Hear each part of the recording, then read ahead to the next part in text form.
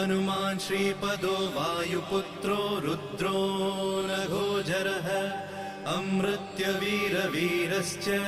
ग्रामवासो जनाश्रयः धनदो निर्गुणः शूरो वीरो निधिपतिर्मुनिः पिङ्गाक्षो वरदो वाग्मी सीताशोकविनाशकः शिवः शर्वत्परो व्यक्तो व्यक्ताव्यक्तो धराधरः पिङ्गकेशः पिङ्गरोमा श्रुतिगम्यः सनातनः अनादिर्भगवान् देवो विश्वहेतुर्जनाश्रयः आरोग्यकर्ता विश्वेशो विश्वनाथो हरीश्वरः भर्गो रामो रामभक्तः कल्याणप्रकृतिस्थिरः